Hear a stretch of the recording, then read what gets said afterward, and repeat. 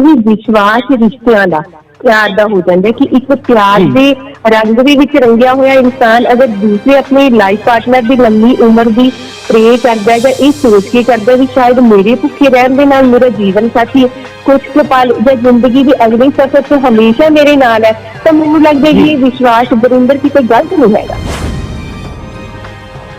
बहुत सारिया औरतों ने कह दिए अज करवा चौथ का वर्त रखा भी होना है, तो इस दोवां की आपो अपनी राय है। कुछ लोग इसनूं सही मानते हैं, कुछ लोग इसनूं गलत मानते। जदों धर्म दे नाल डर जुड़ जाता है फिर होंद हुंदी है कर्मकांडां दी, वहमां दी, भरमां दी। ऐसे जो कर्मकांडी वर्त ने गुरबाणी जो उन्हां दा खंडन करदी है, तो उस गुरबाणी दे विच इस नूं नहीं मन्निया गया, इहनूं मनमत किया गया।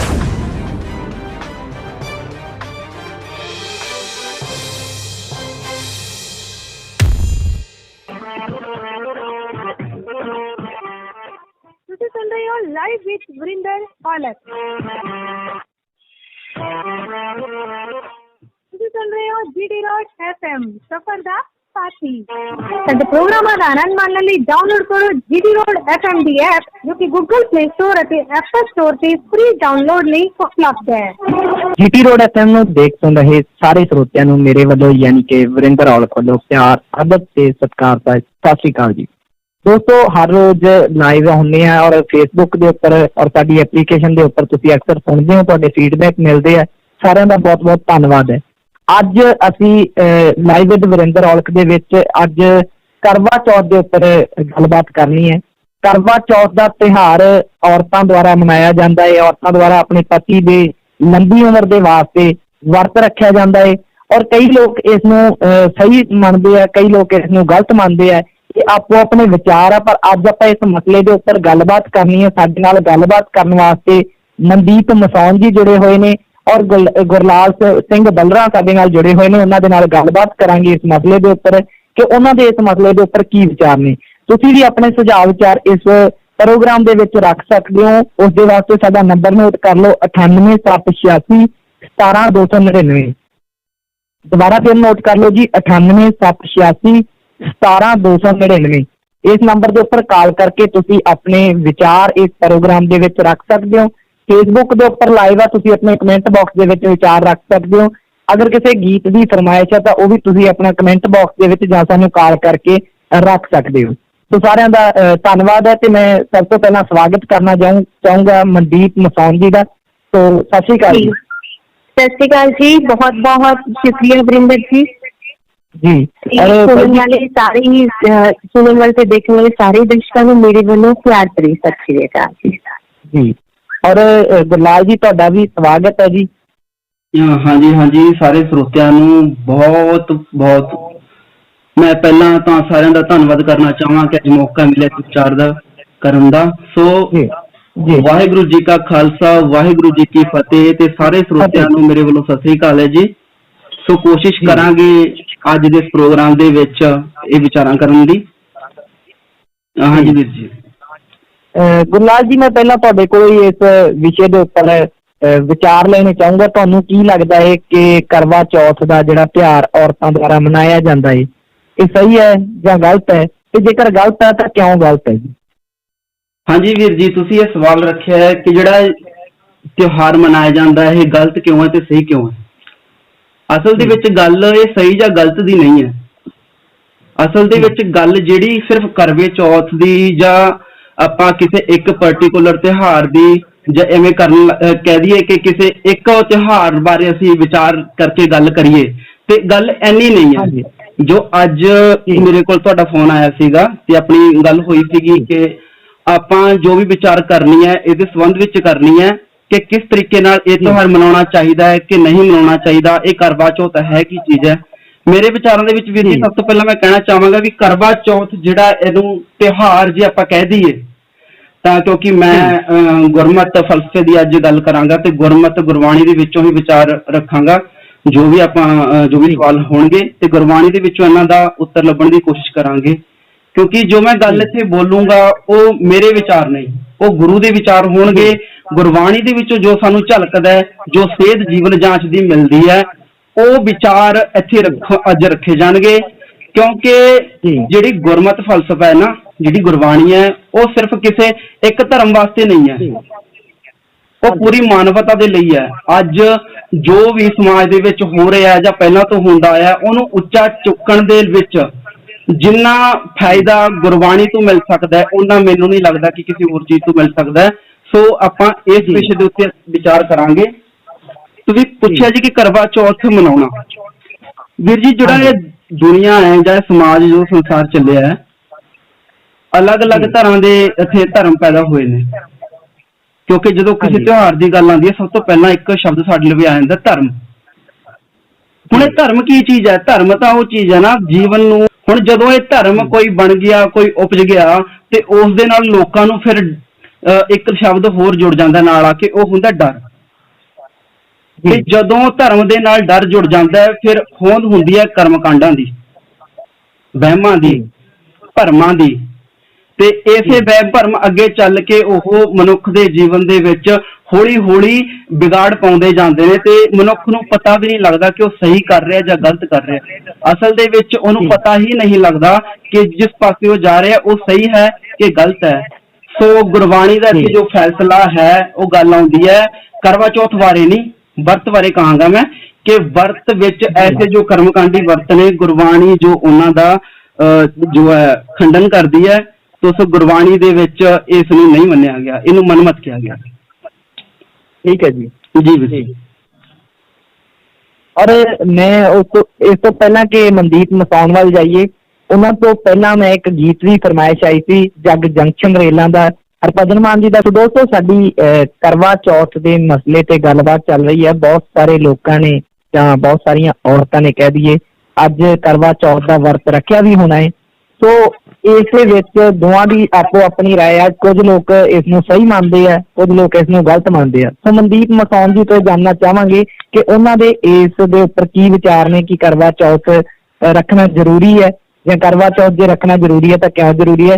ਮਨਦੀਪ ਜੀ, ਤੁਹਾਡਾ ਤੁਸੀਂ ਆਉਣੇ ਆ ਰਹੋ ਜੀ। ਜੀ, ਸਭ ਤੋਂ ਪਹਿਲਾਂ ਤਾਂ ਮੈਂ ਗੁਰਲਾਲ ਜੀ ਨੂੰ ਸਤਿ ਸ੍ਰੀ ਅਕਾਲ ਕਰਨੀ ਹੈ। ਉਹਨਾਂ ਨੇ ਗੁਰਮਤ ਦੇ ਅਨੁਸਾਰ ਸਾਨੂੰ ਕਰਵਾ ਚੌਥ ਦੇ ਸੰਦਰਭ ਦੇ ਵਿੱਚ ਦੱਸਿਆ ਕਿ ਜਿਹੜੇ ਵਰਤ ਹੈਗੇ ਆ, ਸਾਡੀ ਗੁਰਬਾਣੀ ਉਹਦੇ ਵਾਸਤੇ ਕੀ ਕਹਿੰਦੀ ਹੈ ਜੀ।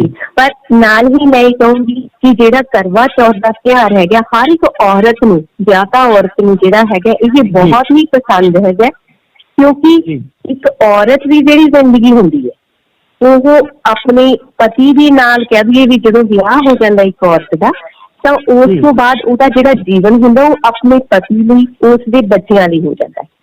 ਤਾਂ ਉਸ ਦੀ ਜਿਹੜੀ ਸਾਰੀ ਦੁਨੀਆ ਹੁੰਦੀ ਹੈ, ਜੇਕਰ ਅਸੀਂ ਗੱਲ ਕਰੀਏ ਵਰਿੰਦਰ, ਤਾਂ ਇੱਕ ਔਰਤ ਬਾਹਲੀ ਵੱਡੀ ਦੁਨੀਆ ਨਹੀਂ ਹੁੰਦੀ, ਉਹਦੀ ਸਾਰੀ ਦੁਨੀਆ ਸਿਰਫ ਉਹਦਾ ਪਤੀ ਤੇ ਉਹਦਾ ਪਰਿਵਾਰ ਹੀ ਹੁੰਦਾ। ਬਿਲਕੁਲ ਜੀ। ਜੀ। ਤੇ ਉਸ ਪਤੀ ਦੀ ਖੁਸ਼ੀ ਦੇ ਲਈ ਕਹਿ ਲਓ, ਜਾਂ ਆਪਾਂ ਕਹੀਏ ਵੀ ਇੱਕ ਵਿਸ਼ਵਾਸ, ਕਹਿੰਦੇ ਕਿ ਵਿਸ਼ਵਾਸ ਤੇ ਦੁਨੀਆ ਚੱਲਦੀ ਹੈ, ਤੇ ਇੱਕ ਵਿਸ਼ਵਾਸ ਦੇ ਸਿਰ ਤੇ ਇੱਕ ਵਰਤ ਜਿਹੜਾ ਹੈਗਾ ਵੀ ਅਸੀਂ ਪੁਰਾਤਨ ਸਮੇਂ ਤੋਂ ਰੱਖਦੇ ਆਏ ਹਾਂ।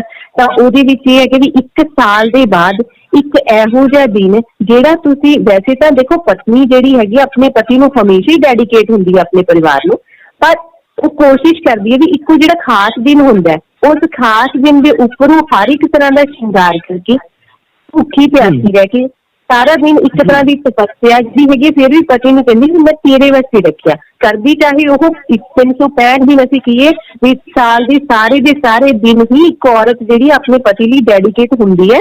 ਬਟ ਫਿਰ ਵੀ ਦੇਖੋ ਇੱਕ ਸਪੈਸ਼ਲ ਡੇ ਦੇ ਉੱਪਰ ਜਾ ਕੇ ਫਿਰ ਵੀ ਉਹ ਕਹਿੰਦੀ ਹੈ ਜੀ ਅੱਜ ਦਾ ਇਹ ਖਾਸ ਦਿਨ ਜਿਹੜਾ ਹੈਗਾ, ਇਹ ਉਸ ਨੂੰ ਇੱਕ ਸਪੈਸ਼ਲ ਡੈਡੀਕੇਸ਼ਨ ਹੁੰਦੀ ਹੈ। ਪਰ ਇਹਦੇ ਵਿੱਚ ਕੀ ਹੈ ਕਿ ਗੱਲ, ਜਿਸ ਤਰੀਕੇ ਨਾਲ ਅਗਰ ਅਸੀਂ ਗੁਰਬਾਣੀ ਦੇ ਸੰਦਰਭ ਤੋਂ ਦੇਖੀਏ ਤਾਂ ਸੋਚ ਤੇ ਜਿਹੜਾ ਅਸੀਂ ਕਹਿ ਸਕਦੇ ਹਾਂ ਵੀ ਇੱਕ ਵਿਸ਼ਵਾਸ ਹੈ, ਤਾਂ ਇਹ ਵਿਸ਼ਵਾਸ ਰਿਸ਼ਤਿਆਂ ਦਾ, ਪਿਆਰ ਦਾ ਹੋ ਜਾਂਦਾ ਕਿ ਇੱਕ ਪਿਆਰ ਦੇ ਰੰਗ ਦੇ ਵਿੱਚ ਰੰਗਿਆ ਹੋਇਆ ਇਨਸਾਨ ਅਗਰ ਦੂਸਰੇ ਆਪਣੇ ਲਾਈਫ ਪਾਰਟਨਰ ਦੀ ਲੰਮੀ ਉਮਰ ਦੀ ਪ੍ਰੇ ਕਰਦਾ ਜਾਂ ਇਹ ਸੋਚ ਕੇ ਕਰਦਾ ਵੀ ਸ਼ਾਇਦ ਮੇਰੇ ਭੁੱਖੇ ਰਹਿਣ ਦੇ ਨਾਲ ਮੇਰਾ ਜੀਵਨ ਸਾਥੀ ਕੁਝ ਕੁ ਪਲ ਜਾਂ ਜ਼ਿੰਦਗੀ ਦੇ ਅਗਲੇ ਸਫ਼ਰ ਤੇ ਹਮੇਸ਼ਾ ਮੇਰੇ ਨਾਲ ਹੈ, ਤਾਂ ਮੈਨੂੰ ਲੱਗਦਾ ਕਿ ਇਹ ਵਿਸ਼ਵਾਸ ਵਰਿੰਦਰ ਕਿਤੇ ਗਲਤ ਨਹੀਂ ਹੈਗਾ।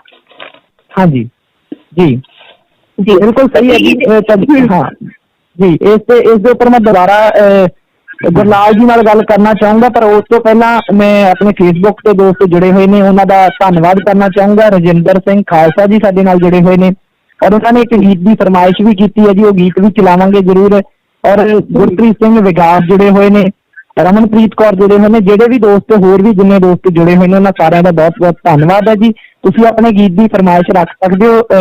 ਰਜਿੰਦਰ ਜੀ, ਤੁਹਾਡੇ ਗੀਤ ਦੀ ਫਰਮਾਇਸ਼ ਪਹੁੰਚ ਚੁੱਕੀ ਹੈ ਸਾਡੇ ਤੱਕ, ਬਹੁਤ ਜਲਦੀ ਉਹ ਗੀਤ ਚਲਾਉਣ ਦੀ ਕੋਸ਼ਿਸ਼ ਕਰਾਂਗੇ। ਉਸ ਤੋਂ ਪਹਿਲਾਂ ਮੈਂ ਦੁਬਾਰਾ ਗੁਰਲਾਲ ਜੀ ਤੋਂ ਇਹ ਲੈਣਾ ਚਾਹੂੰਗਾ, ਇਸ ਮਸਲੇ ਦੇ ਉੱਪਰ ਦੁਬਾਰਾ ਵਿਚਾਰ ਲੈਣਾ ਚਾਹੂੰਗਾ। ਤੁਸੀਂ ਇਸ ਦੇ ਬਾਰੇ ਅੱਗੇ ਕੁਝ ਕਹਿਣਾ ਚਾਹੁੰਦੇ ਹੋ ਜੀ? ਜੀ ਹਾਂਜੀ, ਬਹੁਤ ਵਧੀਆ ਮਨਦੀਪ ਮਸੌਣ ਜੀ, ਤੁਸੀਂ ਇਹ ਗੱਲ ਕੀਤੀ ਹੈ ਕਿ ਵਿਸ਼ਵਾਸ ਹੋਣਾ ਚਾਹੀਦਾ। ਬਿਲਕੁਲ ਜੀ, ਵਿਸ਼ਵਾਸ ਹੋਣਾ ਚਾਹੀਦਾ। ਵਿਸ਼ਵਾਸ ਤੇ ਦੁਨੀਆ ਚੱਲਦੀ ਹੈ, ਪਰ ਜਿਹੜੀ ਜਿੱਥੋਂ ਤੱਕ ਗੱਲ ਹੈ ਵਰਤ ਦੀ, ਜਿੱਥੇ ਆਪਾਂ ਵਰਤ ਦੀ ਗੱਲ ਕਰਦੇ ਆ ਨਾ, ਵਰਤ ਦੀ ਗੱਲ ਇੱਥੇ ਆਪਣੇ ਸਿੱਖ ਕੌਮ ਦੇ ਮਹਾਨ ਵਿਦਵਾਨ ਭਾਈ ਕਾਨ੍ਹ ਸਿੰਘ ਜੀ ਨਾਭਾ, ਉਹ ਵਰਤ ਦੀ ਜਿਹੜੀ ਪਰਿਭਾਸ਼ਾ ਦਿੰਦੇ ਆ ਨਾ, ਉਹ ਮਹਾਨ ਕੋਸ਼ ਦੇ ਵਿੱਚ ਲਿਖਦੇ ਨੇ ਵਰਤ ਦੇ ਅਰਥ ਨਿਯਮ, ਪ੍ਰਤਿਗਿਆ ਤੇ ਪਰਣ। ਠੀਕ ਹੈ ਜੀ। ਉਹ ਕਹਿੰਦੇ ਨੇ ਵੀ ਜਿਹੜਾ ਵਰਤ ਹੈ ਨਾ, ਉਹ ਉਪਵਾਸ ਹੈ। ਉਹਦਾ ਮਤਲਬ ਹੈ ਭੋਜਨ ਦਾ ਕਿਸੇ ਖਾਸ ਸਮੇਂ ਲਈ ਅਸੀਂ ਤਿਆਗ ਕਰ ਦੇਣਾ। ਠੀਕ ਹੈ ਜੀ। ਤੇ ਉਸ ਤੋਂ ਬਾਅਦ ਨਾਲ ਹੋਰ ਗੱਲਾਂ ਲਿਖਦੇ ਨੇ, ਕਿਉਂਕਿ ਇਹ ਜਿਹੜੇ ਸੰਸਾਰ ਇਹਦੇ ਵਿੱਚ ਅਲੱਗ-ਅਲੱਗ ਧਰਮ ਨੇ, ਅਲੱਗ-ਅਲੱਗ ਮਤ ਨੇ, ਤੇ ਉਹ ਹੋਰ ਗੱਲ ਲਿਖਦੇ ਨੇ ਨਾਲ ਕਿ ਹਿੰਦੂ ਮਤ ਦੇ ਜਿੰਨੇ ਵਰਤ ਨੇ ਉਹਨਾਂ ਦੀ ਗਿਣਤੀ ਵੀ ਬਹੁਤ ਜ਼ਿਆਦਾ ਹੋ ਜਾਂਦੀ ਹੈ। ਕੋਈ ਐਸੀ ਤਿਥੀ ਜਾਂ ਮਹੀਨਾ ਨਹੀਂ ਹੈ ਕਿ ਕੋਈ ਵਰਤ ਨਾ ਆਵੇ, ਤੇ ਇਕਾਦਸ਼ੀ ਦੇ ਵਰਤ ਪ੍ਰਸਿੱਧ ਹੁੰਦੇ ਨੇ। ਫਿਰ ਅੱਗੇ ਇੱਕ ਜ਼ਿਕਰ ਹੋਰ ਵੀ ਕਰਦੇ ਨੇ ਕਿ ਇਸੇ ਤਰ੍ਹਾਂ ਜਿਹੜੇ ਪ੍ਰਧਾਨ ਵਰਤ ਮੰਨੇ ਜਾਂਦੇ ਨੇ ਯਹੂਦੀਆਂ ਦੇ ਵਿੱਚ, ਜਿਹੜੇ 40 ਵਰਤ ਨੇ ਉਹ ਜਿਹੜੇ ਪ੍ਰਧਾਨ ਵਰਤ ਮੰਨੇ ਗਏ ਨੇ, ਮਤਲਬ ਕਿ, ਤੇ ਮੁਸਲਮਾਨਾਂ ਦੇ 30 ਰੋਜ਼ੇ ਮੰਨੇ ਜਾਂਦੇ ਨੇ। ਤੇ ਉਸ ਤੋਂ ਬਾਅਦ ਇਹਨਾਂ ਸਾਰੇ ਵਰਤਾਂ ਦੇ ਵਿੱਚ ਹੁੰਦਾ ਕੀ ਹੈ ਕਿ ਅੰਨ ਜਲ ਦਾ ਤਿਆਗ ਕੀਤਾ ਜਾਂਦਾ ਸਾਰੇ ਦਿਨ, ਤੇ ਸ਼ਾਮਾਂ ਨੂੰ ਜਿਹੜਾ ਭੋਜਨ ਗ੍ਰਹਿਣ ਕੀਤਾ ਜਾਂਦਾ। ਪਰ ਅਸਲ ਦੇ ਵਿੱਚ ਮੈਂ ਮਨਦੀਪ ਮਸੌਣ ਜੀ ਨੂੰ ਇਹ ਗੱਲ ਕਹਿਣਾ ਚਾਹਾਂਗਾ ਕਿ ਵਰਤ ਰੱਖਣਾ, ਠੀਕ ਹੈ, ਉਹਦੇ ਪਿੱਛੇ ਮਨਸ਼ਾ ਕੀ ਹੈ। ਜਦੋਂ ਕੋਈ ਵੀ ਕਰਮ ਕੀਤਾ ਜਾਂਦਾ ਹੈ, ਜਦੋਂ ਕੋਈ ਵੀ ਕੰਮ ਅਸੀਂ ਕਰਨ ਲੱਗੇ ਹਾਂ, ਉਹਦੇ ਪਿੱਛੇ ਸਾਡੀ ਮਨਸ਼ਾ ਕੀ ਹੁੰਦੀ ਹੈ, ਅਸੀਂ ਕਿਸ ਵਾਸਤੇ ਅਸੀਂ ਵਰਤ ਰੱਖ ਰਹੇ ਹਾਂ, ਸਾਡਾ ਉਸ ਪਿੱਛੇ ਸਵਾਰਥ ਕੀ ਹੈ। ਕਿਉਂਕਿ ਜਦੋਂ ਸਾਡਾ ਸਵਾਰਥ ਹੁੰਦਾ, ਅਸੀਂ ਤਾਂ ਹੀ ਕਿਸੇ ਕੰਮ ਨੂੰ ਅਰਥ ਪਾਉਂਦੇ ਹਾਂ। ਠੀਕ ਹੈ ਜੀ। ਤੇ ਇੱਥੇ ਵੀ ਮਨਦੀਪ ਜੀ ਤੁਸੀਂ ਕਰੋ ਜੀ। ਔਰਤ ਦਾ ਸਵਾਰਥ, ਕਹਿੰਦੇ ਜੀ ਇੱਕ ਵਿਆਹਤਾ ਔਰਤ ਦਾ ਸਵਾਰਥ ਕੀ ਹੈਗਾ? ਉਹਦਾ ਤਾਂ ਸਵਾਰਥ ਸਿਰਫ ਗੁਰਲਾਲ ਜੀ ਉੱਥੇ ਪੂਰਾ ਹੋ ਜਾਂਦਾ ਹੈ। ਉਹ ਕਹਿੰਦੀ ਵੀ ਮੇਰਾ ਘਰ ਪਰਿਵਾਰ ਜਿਹੜਾ ਹੈਗਾ, ਜਾਂ ਮੇਰਾ ਜਿਹੜਾ ਹਮਸਫਰ ਹੈਗਾ, ਉਹ ਮੇਰੇ ਤੋਂ 4 ਕਦਮ ਅੱਗੇ ਵੀ ਰਵੇ, ਤੇ ਮੇਰੀ ਉਮਰ ਜਿਹੜੀ ਹੈਗੀ, ਜਿਵੇਂ ਹਰ ਇੱਕ ਔਰਤ ਕਹਿੰਦੀ ਮੈਂ ਤਾਂ ਸੁਹਾਗਣ ਨਹੀਂ ਰਵਾਂ। ਬਿਲਕੁਲ, ਮੈਂ ਉਹੀ ਗੱਲ ਕਰਨ ਜਾ ਰਿਹਾ ਕਿ ਉਹਦਾ ਵਿਸ਼ਵਾਸ, ਹਾਂਜੀ, ਉਹ ਵਿਸ਼ਵਾਸ, ਔਰ ਇਹ ਵਿਸ਼ਵਾਸ ਦੇ ਉੱਤੇ ਜਿਹੜਾ ਕਰਵਾ ਚੌਥ ਦਾ ਵਰਤ ਰੱਖਿਆ ਜਾਂਦਾ ਹੈ ਕਿ ਪਤੀ ਦੀ ਉਮਰ ਲੰਮੀ ਹੋਵੇ। ਪਰ ਗੁਰਮਤ ਦੇ ਵਿੱਚ ਕਿ ਜਿਹੜੀ ਗੁਰਮਤ ਹੈ ਉਹ ਸਾਰੇ ਸੰਸਾਰ ਨੂੰ ਇਹ ਸੰਦੇਸ਼ ਦਿੰਦੀ ਹੈ ਵੀ ਜਿਹੜਾ ਵਰਤ ਹੈ ਨਾ, ਜਿਹੜਾ ਵਰਤ ਰੱਖਿਆ ਜਾਂਦਾ ਹੈ, ਉਹ ਤੁਸੀਂ ਜੇ ਤਾਂ ਆਪਣੇ ਸਰੀਰ ਨੂੰ ਫਿੱਟ ਰੱਖਣ ਵਾਸਤੇ ਕਰ ਰਹੇ ਹੋ ਤਾਂ ਕੋਈ ਗੱਲ ਨਹੀਂ, ਉਹ ਰੱਖਿਆ ਜਾ ਸਕਦਾ ਹੈ। ਪਰ ਇਹਦੇ ਵਿੱਚ ਜਿਹੜਾ ਇੱਕ ਵਰਤ ਹੈ, ਜਿਵੇਂ ਹੁਣ ਵਿਸ਼ਵਾਸ ਦੀ ਗੱਲ ਕੀਤੀ ਹੈ, ਗੁਰਬਾਣੀ ਦੇ ਵਿੱਚ ਪੰਕਤੀ ਹੁੰਦੀ ਹੈ, ਧੰਨ ਫਿਰ ਇਹ ਨਾ ਆਖੀਆਂ ਬੈਨ ਇਕੱਠੇ ਹੋਏ, ਏਕ ਜੋਤ ਦੋਏ ਮੂਰਤੀ, ਧੰਨ ਫਿਰ ਕਹੀਆ ਸੋਏ। ਠੀਕ ਹੈ ਜੀ। ਬਿਲਕੁਲ, ਇੱਕ ਜੋਤ ਤੇ 2 ਮੂਰਤੀ ਦੇ ਵਿੱਚ, 2 ਸਰੀਰ ਦੇ ਵਿੱਚ ਇੱਕ ਆਤਮਾ ਜਦੋਂ ਹੋ ਜਾਂਦੀ ਹੈ, ਤਾਂ ਉਸ ਤਰ੍ਹਾਂ ਦੇ ਵਿੱਚ ਫਿਰ ਉਹਨਾਂ ਦੇ ਵਿੱਚ ਵਿਸ਼ਵਾਸ ਆਪਣੇ ਆਪ ਪੈਦਾ ਹੋ ਜਾਂਦਾ ਹੈ। ਤੇ ਜਿੱਥੇ ਤੱਕ ਕਰਵੇ ਦੀ ਗੱਲ ਆਉਂਦੀ ਹੈ, ਉਹਦੇ ਬਾਰੇ ਗੁਰਬਾਣੀ ਵਿੱਚ ਬਹੁਤ ਸਾਰੇ ਸਾਨੂੰ ਇਹੋ ਜਿਹੇ ਫਰਮਾਨ ਮਿਲ ਜਾਂਦੇ ਨੇ ਜਿਹੜੇ ਸਰੀਰਕ ਤੌਰ ਤੇ ਵਰਤ ਰੱਖੇ ਜਾਂਦੇ ਨੇ ਨਾ, ਸਰੀਰਕ ਤੌਰ ਤੇ ਜਾਂ ਬਾਹਰੀ ਤੌਰ ਤੇ ਰੱਖੇ ਜਾਂਦੇ ਨੇ। ਉਸ ਵਰਤ ਦਾ ਗੁਰਬਾਣੀ ਨੇ ਖੰਡਨ ਕੀਤਾ। ਉਹਨਾਂ ਨੇ ਕਿਹਾ ਵੀ ਜਿਹੜੇ ਵਰਤ ਤੁਸੀਂ ਰੱਖਣੇ ਆ ਨਾ, ਤਾਂ ਇੱਕ ਐਸਾ ਵਰਤ ਰੱਖੋ ਜਿਹਦੇ ਨਾਲ ਸਭ ਨੂੰ ਫਾਇਦਾ ਹੋਵੇ, ਐਸਾ ਵਰਤ ਤੁਸੀਂ ਰੱਖਣਾ ਹੈ। ਗੁਰਬਾਣੀ ਦੇ ਵਿੱਚ ਵਰਤ ਬਾਰੇ ਜੀ ਅਗਰ ਆਪਾਂ ਕਰਵਾ ਚੌਥ ਦੇ ਇਤਿਹਾਸ ਦੀ ਗੱਲ ਕਰੀਏ ਤਾਂ ਦੇਖੋ, ਆਪਾਂ ਅੱਜ ਗੱਲ ਕਰ ਰਹੇ ਹਾਂ, ਤੁਸੀਂ ਗੁਰਮਤ ਦੇ ਅਨੁਸਾਰ ਚੱਲ ਰਹੇ ਹੋਗੇ ਕਿ ਗੁਰਬਾਣੀ ਸਾਡੀ ਇਹ ਕਹਿੰਦੀ ਹੈ ਅਗਰ ਆਪਾਂ ਸਿੱਖ ਧਰਮ ਦੇ ਅਨੁਸਾਰ ਚੱਲੀਏ। ਦੇਖੋ, ਇਹ ਗੱਲ ਆਪਾਂ ਧਰਮ ਦੇ ਅਨੁਸਾਰ ਜੇ ਕਰ ਰਹੇ ਹੈਗੇ ਤਾਂ ਕਰਵਾ ਚੌਥ ਦਾ ਇਤਿਹਾਸ ਜਿਹੜਾ ਹੈਗਾ ਇਹ ਹਿੰਦੂ ਸਭਿਅਤਾ ਦੇ ਨਾਲ ਰਿਲੇਟਡ ਜ਼ਿਆਦਾ ਹੈਗਾ। ਹਿੰਦੂ ਸਮਾਜ ਦੇ ਵਿੱਚ, ਜਾਂ ਅਸੀਂ ਕਹੀਏ ਵੀ ਹਿੰਦੂ ਧਰਮ ਦੇ ਵਿੱਚ ਜਿਹੜਾ ਕਰਵਾ ਚੌਥ ਦੀ ਪ੍ਰਧਾਨਤਾ ਬਹੁਤ ਜ਼ਿਆਦਾ ਇਸ ਵਰਤ ਨੂੰ ਮੰਨਿਆ ਜਾਂਦਾ ਹੈ। ਹੁਣ ਗੱਲ ਇਹ ਹੈਗੀ ਹੈ ਕਿ ਅਸੀਂ, ਜਿਵੇਂ ਤੁਸੀਂ ਦੱਸਿਆ ਪਹਿਲਾਂ ਵੀ ਸਾਨੂੰ, ਕਿ ਸਰੀਰਕ ਫਿਟਨੈਸ ਹੈ ਨਾ, ਜਿਹੜੀ ਬੋਡੀ ਫਿਟਨੈਸ ਦੇ ਪਰਪਸ ਤੋਂ ਵੀ ਅਸੀਂ ਵਰਤ ਰੱਖ ਸਕਦੇ ਹਾਂ। ਸਾਇੰਸ ਵੀ ਸਾਡੀ ਇਹ ਕਹਿੰਦੀ ਹੈ, ਵਿਗਿਆਨਕ ਪੱਖ ਵੀ ਇਹ ਕਹਿੰਦਾ ਕਿ ਤੁਸੀਂ ਮਹੀਨੇ ਦੇ ਵਿੱਚ 2 ਜਾਂ 4 ਦਿਨ ਜਾਂ ਹਫ਼ਤੇ ਦੇ ਵਿੱਚ 1 ਦਿਨ ਐਸਾ ਚੂਜ਼ ਜ਼ਰੂਰ ਕਰੋ ਜਿਸ ਦਿਨ ਤੁਸੀਂ ਅੰਨ ਜਲ ਦਾ ਤਿਆਗ ਕਰੋ, ਤਾਂ ਕਿ ਤੁਹਾਡੀ ਜਿਹੜੀ ਬੋਡੀ ਹੈਗੀ ਉਹ ਫਿਟ ਰਹਿ ਸਕੇ। ਗੱਲ ਅਸੀਂ ਗੱਲ ਹੈਗੀ ਉਹ ਅੰਨ ਜਲ ਦਾ ਤਿਆਗ, ਹਾਂਜੀ, ਅੰਨ ਜਲ ਦਾ ਤਿਆਗ ਆਪਾਂ ਕਰਨਾ ਕਰ ਸਕਦੇ ਹਾਂ, ਪਰ ਕਦੋਂ ਕਰ ਸਕਦੇ ਹਾਂ? ਗੁਰਬਾਣੀ ਨੇ ਇਹ ਵੀ ਦੱਸਿਆ ਨਾ। ਫਿਰ ਆਪਾਂ ਜਦੋਂ ਇਹ ਗੱਲ ਜੋ ਕਰਵਾ ਚੌਥ ਵਾਲੇ ਦਿਨ ਸਾਰੇ ਇੱਕੋ ਦਿਨ ਰੱਖਦੇ ਆ ਨਾ, ਤੇ ਫਿਰ ਇੱਥੇ ਤਾਂ ਇੱਕ ਪੰਕਤੀ ਆਉਂਦੀ ਹੈ, ਕਹਿੰਦੇ ਦੇਖਾ ਦੇਖੀ ਸਭ ਕਰੇ। ਇਹ ਦੇਖਾ ਦੇਖਣ ਦੇ ਨਾਲ ਆ ਗਿਆ, ਮਨਮੁਖ ਬੂਝ ਨਾ ਪਾਏ ਜਿਨ ਗੁਰਮੁਖ ਹਿਰਦਾ ਸ਼ੁੱਧ ਹੈ। ਜਿੱਥੇ ਹਿਰਦਾ ਸ਼ੁੱਧ ਗੱਲ ਕਰਨ ਦੀ ਆ ਗਈ ਨਾ, ਹਿਰਦਾ ਸ਼ੁੱਧ ਕਰਨ ਦੀ ਗੱਲ ਹੈ, ਸੇਵ ਪਾਈ ਤਨ ਥਾਏ। ਫਿਰ ਉੱਥੇ ਜਾ ਕੇ ਮਕਬੂਲ ਸਾਡੀ ਗੱਲ ਹੋ ਜਾਂਦੀ ਹੈ।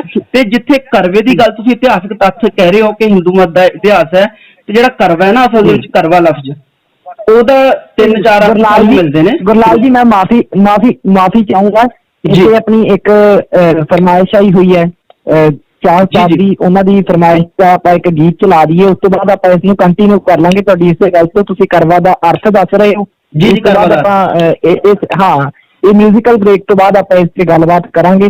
ਸੋ ਹੁਣ ਇੱਕ ਗੀਤ, ਸਾਡੇ ਨਾਲ ਕਾਲਰ ਜੁੜੇ ਹੋਏ ਨੇ, ਉਹਨਾਂ ਦੇ ਨਾਲ ਗੱਲਬਾਤ ਕਰਾਂਗੇ। ਹੈਲੋ ਸਤਿ ਸ਼੍ਰੀ ਅਕਾਲ ਜੀ। ਸਤਿ ਸ਼੍ਰੀ ਅਕਾਲ ਜੀ। ਜੀ ਆਓ ਜੀ ਤੁਸੀਂ। ਜੀ ਹਾਂਜੀ हाँ, मेरा नाम है नवीन, 18 साल स्टूडेंट अभी चंडीगढ़ जी। 18 साल स्टूडेंट चंडीगढ़ रह रहे हो जी। जी हाँ जी। थोड़े मैं भी अपने विचार देने सीगे कागजात उत्ते जी। हाँ जी, मैनूं लगदा जी कि हाँ करवा चौथ बारे तुसीं की कहना चाहोगे जी? हाँ जी, मेरे ख्याल नाल काफी लोग मतलब कहते हैं भी ऐदा ਹਿੰਦੂਆਂ ਦਾ ਇੱਕ ਮਤਲਬ ਹੁੰਦਾ ਹੈ ਕਿ ਦਿਨ ਤੇ ਦੋ ਲੋਕ ਮੰਨਦੇ ਨਹੀਂ ਹੈ, ਪਰ ਮੇਰੇ ਹਿਸਾਬ ਨਾਲ ਮੈਨੂੰ अच्छा लगता है, पॉजिटिविटी मिलती है बहुत उसको जी। पॉलिटिक्स सॉरी मैं आवाज थोड़ी प्रॉपर नहीं आ रही जी। हाँ जी, मैंने लगता कि बहुत लोग मतलब इस चीज को बिलीव नहीं करते जी, बट लेकिन मैं बिलीव करता ਤੇ ਮਤਲਬ ਇਹਦੇ ਨਾਲ ਕਾਫੀ ਪੋਜ਼ਿਟਿਵਿਟੀ ਮਿਲਦੀ ਹੈ ਆਪਾਂ ਨੂੰ। ਪੋਜ਼ਿਟਿਵਿਟੀ ਜੀ। ਹਾਂਜੀ ਪੋਜ਼ਿਟਿਵਿਟੀ ਦੀ ਗੱਲ ਕਰੋ ਜੀ। ਜੀ ਜੀ ਜੀ। ਸੋ ਤੁਹਾਡਾ ਕੋਈ ਗੀਤ ਦੀ ਫਰਮਾਇਸ਼ ਹੋਵੇ ਜੀ? ਹਾਂਜੀ ਹਾਂਜੀ, ਮੈਂ ਇੱਕ ਵੀ ਸਿੱਧੂ ਮੂਸੇਵਾਲੇ ਦਾ ਗਾਣਾ ਲਾ ਦਿਓ ਜੀ, ਡੋਗਰ। ਜੀ ਜੀ, ਸਿੱਧੂ ਮੂਸੇਵਾਲੇ ਦਾ ਕਿਹੜਾ ਗਾਣਾ? ਡੋਗਰ ਜੀ, ਡੋਗਰ। ਡੋਗਰ ਠੀਕ ਹੈ ਜੀ, ਮੈਂ ਕੋਸ਼ਿਸ਼ ਕਰਦਾ ਤੁਹਾਡਾ ਗਾਣਾ ਵੀ ਪਲੇ ਕਰ ਦਿੰਦੇ ਆ। ਸੋ ਚਾਹੋ ਸਾਹਿਬ ਦੀ ਫਰਮਾਇਸ਼ ਸੀਗੀ, ਉਹ ਗਾਣਾ ਚੱਲ ਰਿਹਾ ਸੀਗਾ, ਉਸ ਤੋਂ ਬਾਅਦ ਤੁਹਾਡਾ ਗਾਣਾ ਚਲਾਵਾਂਗੇ ਜੀ। ਸੋ ਧੰਨਵਾਦ ਤੁਹਾਡਾ ਕਾਲ ਕਰਨ ਦੇ ਲਈ, ਸ਼ੁਕਰੀਆ ਜੀ। ਓਕੇ ਜੀ, ਥੈਂਕ ਯੂ। ਸੋ ਮੇਰਾ ਦੇਸ਼ ਹੋਵੇ ਪੰਜਾਬ, ਇਹ ਗੀਤ ਚਾਹਲ ਸਾਹਿਬ ਨੇ ਇਸ ਗੀਤ ਦੀ ਫਰਮਾਇਸ਼ ਕੀਤੀ ਸੀ। ਇਸ ਤੋਂ ਬਾਅਦ ਡੋਗਰ ਗੀਤ ਵੀ ਚਲਾਉਣ ਦੀ ਕੋਸ਼ਿਸ਼ ਕਰਾਂਗੇ। ਉਸ ਤੋਂ ਪਹਿਲਾਂ ਆਪਾਂ ਗੱਲਬਾਤ ਕਰ ਰਹੇ ਹਾਂ ਮਨਦੀਪ ਮਸੌਣ ਜੀ ਔਰ ਗੁਰਲਾਲ ਜੀ ਦੇ ਨਾਲ। ਗੁਰਲਾਲ ਜੀ ਤੁਹਾਡੀ ਗੱਲ ਵਿੱਚ ਰਹਿ ਗਈ ਸੀ, ਮੈਂ ਮਾਫੀ ਚਾਹੂੰਗਾ, ਉਦੋਂ ਆਪਾਂ ਨੂੰ ਗੀਤ ਚਲਾਉਣਾ ਪੈ ਗਿਆ ਸੀ। ਤੁਸੀਂ ਕਿਸੇ ਕਰਵਾ ਚੌਥ ਦੇ ਅਰਥ ਬਾਰੇ ਗੱਲਬਾਤ ਕਰ ਰਹੇ ਸੀਗੇ। ਹਾਂਜੀ ਦਰਸ਼ਕਾਂ ਨੂੰ ਦੱਸੋ। ਹਾਂਜੀ, ਕਰਵਾ ਦੇ ਮੈਂ ਅਰਥ ਦੀ ਗੱਲ ਕਰ ਰਿਹਾ ਸੀਗਾ। ਪਹਿਲਾਂ ਤਾਂ ਇੱਕ ਗੱਲ ਮੈਂ ਹੋਰ ਕਹਿ ਦਿਆਂ ਕਿ ਜਿਹੜੀ ਗੁਰਬਾਣੀ ਹੈ ਨਾ, ਉਹਨੂੰ ਕਿਸੇ ਪਾਰਟੀਕੂਲਰ ਆਪਾਂ ਇੱਕ ਧਰਮ ਦੇ ਨਾਲ ਜੋੜ ਕੇ ਜਾਂ ਇਕੱਲੇ ਐਵੇਂ ਕਹਿ ਲਈਏ ਕਿ ਸਿੱਖਾਂ ਨਾਲ ਜੋੜ ਕੇ ਨਾ ਵੇਖੀਏ, ਪਹਿਲੀ ਗੱਲ, ਕਿਉਂਕਿ ਗੁਰਬਾਣੀ ਸਰਬ ਸਾਂਝੀ ਹੈ, ਇਹਦਾ ਗਿਆਨ ਸਰਬ ਸਾਂਝਾ ਹੈ। ਠੀਕ ਹੈ। ਤੇ ਜੇ ਮੈਂ ਆਪਣੀ ਗੱਲ ਨੂੰ ਕੰਟੀਨਿਊ ਕਰਾਂ, ਕਰਵਾ ਦੇ ਆਪਾਂ ਨੂੰ 2-3 ਅਰਥ ਮਿਲਦੇ ਆ ਜੋ ਆਪਾਂ ਸਰੋਤ ਖੋਜਾਂਗੇ। ਤੇ ਇੱਕ ਤਾਂ ਕਰਵਾ ਦਾ ਅਰਥ ਹੁੰਦਾ ਕਦਮ, ਆਪਾਂ ਜਿਹਨੂੰ ਪੰਜਾਬੀ ਚ ਡਿੰਗਾ ਗਏ ਨੇ ਵੀ ਕਿੰਨੇ ਕਦਮ ਤੁਰ ਪਿਆ। ਠੀਕ ਹੈ ਜੀ। ਤੇ ਦੂਜਾ ਅਰਥ ਇਹਦਾ ਹੁੰਦਾ ਇੱਕ ਆਪਣਾ ਕਰਵਾ, ਜਿਹਨੂੰ ਕਹਿੰਦੇ ਨੇ ਕੜਵਾ ਤੇ ਕੜਵਾ, ਇਹ ਦੂਜਾ ਅਰਥ ਹੈ।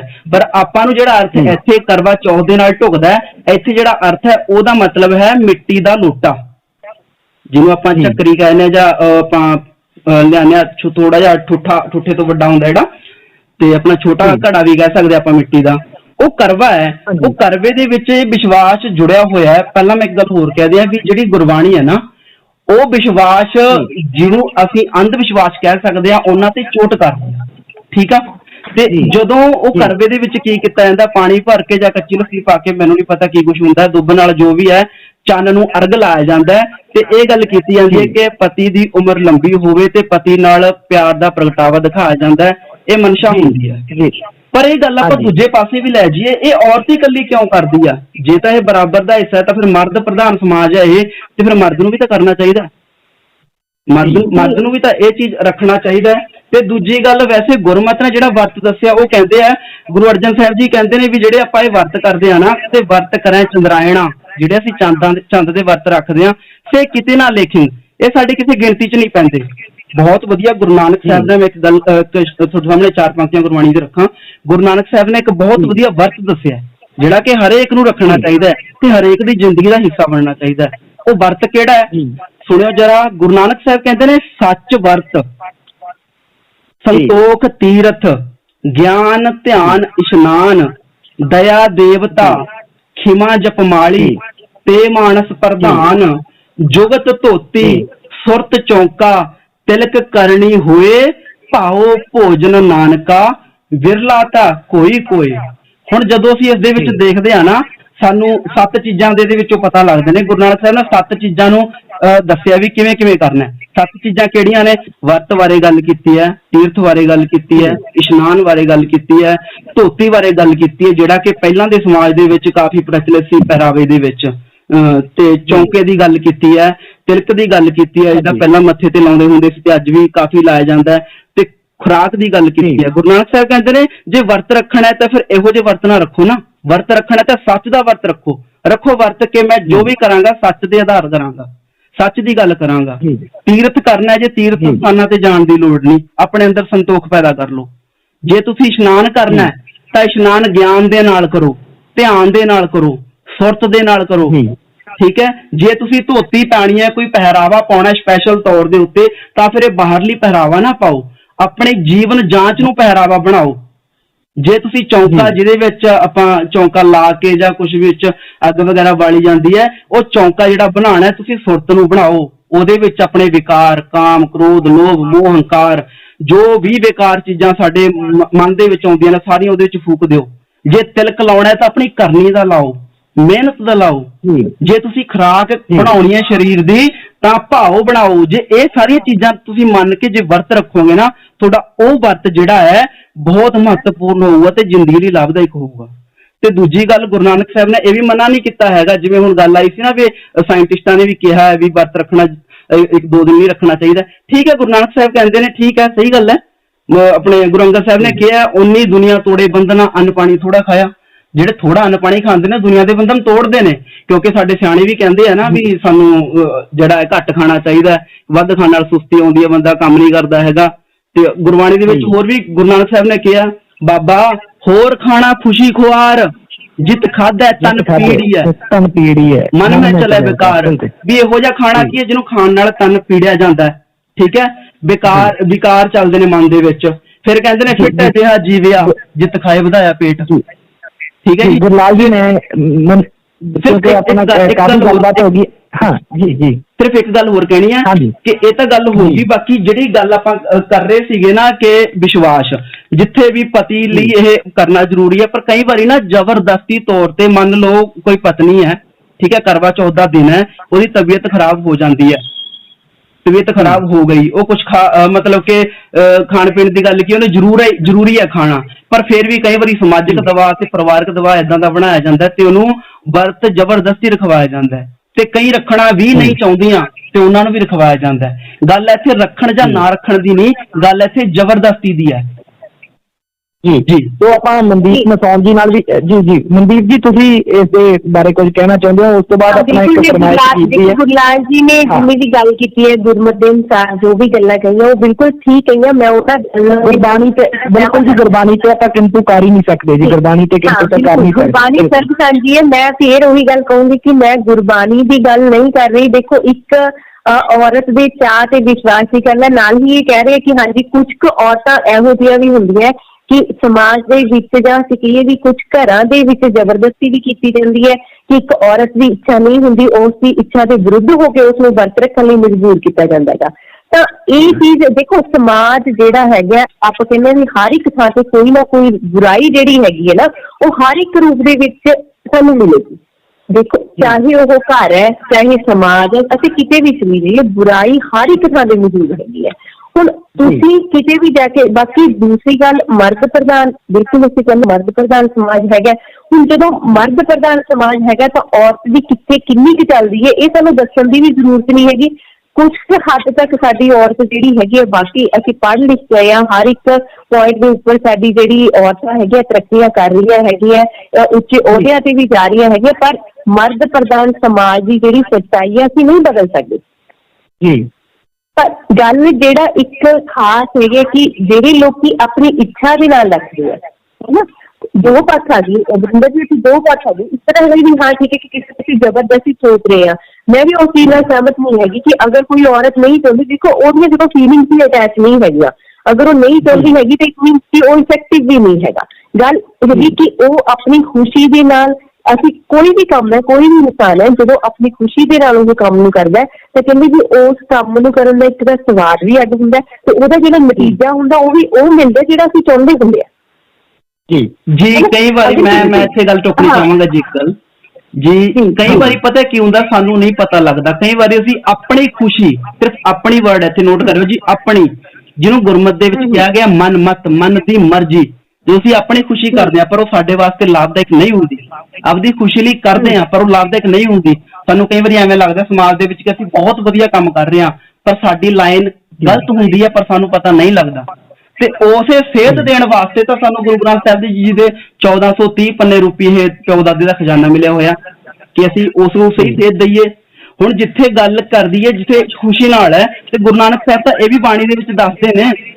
ਗੁਰੂ ਨਾਨਕ ਸਾਹਿਬ ਕਹਿੰਦੇ ਨੇ, ਜਾਓ ਪੁੱਛੋ ਸੁਹਾਗਣੀ, ਕਹਿੰਦੇ ਜਿਹੜੀਆਂ ਵਿਆਹੀਆਂ ਹੋਈਆਂ ਉਹਨਾਂ ਨੂੰ ਪੁੱਛ ਕੇ ਦੇਖੋ, ਤੁਸੀਂ ਰਾਵਿਆ ਕਿੰਨੇ ਗੁਣੀ, ਤੁਸੀਂ ਆਪਣੇ ਪਤੀ ਨੂੰ ਕਿਹੜੇ ਗੁਣਾਂ ਨਾਲ ਖੁਸ਼ ਕੀਤਾ। ਇਹ ਸਵਾਲ ਗੁਰੂ ਨਾਨਕ ਸਾਹਿਬ ਪੁੱਛਦੇ ਨੇ। ਉਸ ਤੋਂ ਬਾਅਦ ਜਵਾਬ ਵੀ ਆਪੇ ਦਿੰਦੇ ਨੇ, ਕਹਿੰਦੇ ਸਹਿਜ, ਸੰਤੋਖ, ਸ਼ਿੰਗਾਰਿਆ ਮਿੱਠਾ ਬੋਲਣੀ, ਕਹਿੰਦੇ ਮੇਰੇ ਅੰਦਰ ਸਹਿਜ ਵੀ ਹੈ, ਸੰਤੋਖ ਵੀ ਹੈ ਤੇ ਆਪਣੇ ਆਪ ਨੂੰ ਸ਼ਿੰਗਾਰਿਆ ਹੋਇਆ ਮਿੱਠੇ ਬੋਲਣ ਨਾਲ। ਸੋ ਆਪਣੇ ਅੰਦਰ ਗੁਣਾਂ ਦਾ ਸ਼ਿੰਗਾਰ ਗੁਰੂ ਨਾਨਕ ਸਾਹਿਬ ਨੇ ਦੱਸਿਆ। ਗੁਰੂ ਸਾਨੂੰ ਗੁਣਾਂ ਦਾ ਸ਼ਿੰਗਾਰ ਦੱਸਦਾ ਹੈ।